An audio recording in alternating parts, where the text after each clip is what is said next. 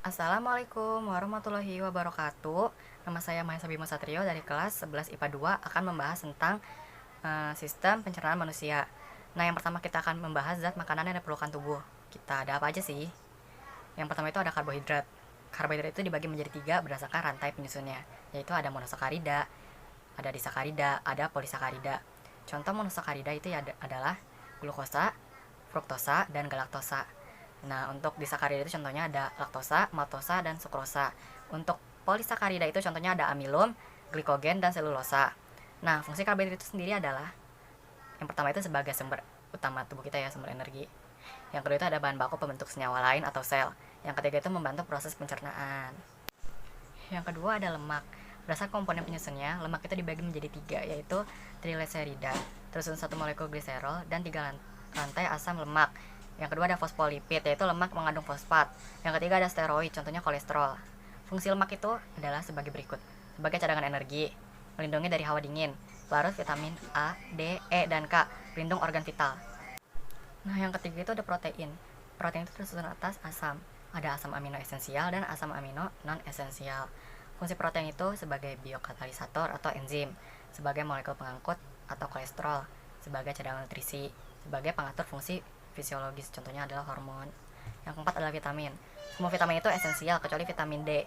Vitamin itu dibedakan menjadi dua, yaitu yang larut dalam lemak dan yang larut dalam air. Yang kelima itu adalah mineral, yang keenam itu adalah air. Sekarang saya akan membahas proses pencernaan pada tubuh manusia.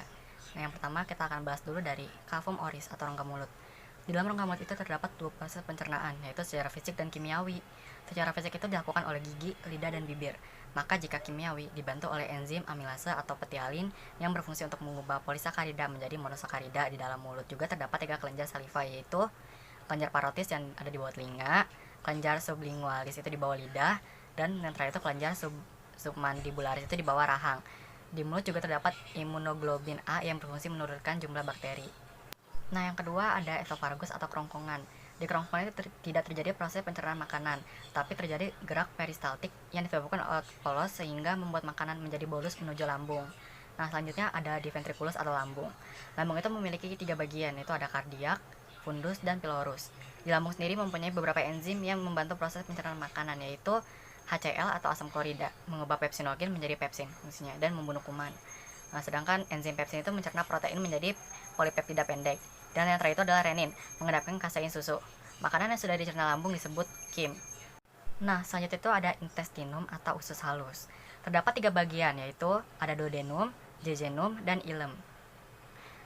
Yang pertama itu dari duodenum itu terdapat dua muara yang berasal dari pankreas dan hati. Nah, dari hati itu menghasilkan cairan empedu yang berfungsi untuk mengemulasikan lemak. Dari pankreas ini menghasilkan beberapa enzim nih. Ada enzim tripsin chymotrypsin, yaitu mencerna polipeptida menjadi dipeptida. Terus ada amilase memecah polisakarida menjadi disakarida. Ada enzim lipase, dan di pankreas juga menghasilkan natrium bikarbonat untuk menetralkan kim yang berasal dari lambung. Nah, setelah duodenum itu ada jejunum. Di dalam jejunum terdapat enzim pencernaan yang dihasilkan oleh dinding jejunum, yaitu disakaridase, dipeptidase, dan enterokinase. Nah, yang pertama itu disakaridase itu menghasilkan maltase itu mengubah maltosa menjadi dua molekul gula. Terus ada sukrase itu mengubah sukrosa menjadi glukosa dan fruktosa. Yang terakhir itu ada laktase itu mengubah laktosa menjadi glukosa dan galaktosa. Dipeptidase itu dan aminopeptidase itu akan memecah dipeptida asam amino. Terus enterokinase itu berfungsi mengaktifkan tripsinogen menjadi tripsin. Nah, bagian usus halus yang terakhir itu adalah ilem. Di dalam ilem itu, zat makanan yang diserap itu berupa monomer.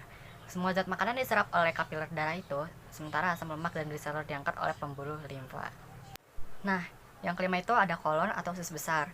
Di usus besar ini terdapat tiga bagian, yaitu ascendant dalam kurung naik, descendant dalam kurung mendatar, descendant dalam kurung menurun. Di dalam usus besar juga ada bakteri pembusuk dan proses reabsorpsi air oleh kolon jika tubuh kekurangan air. Nah, yang terakhir ini ada rektum dan anus. Apa sih rektum itu? Rektum adalah tempat penampungan sisa-sisa pencernaan sebelum dikeluarkan melalui lubang pengeluaran yang disebut anus.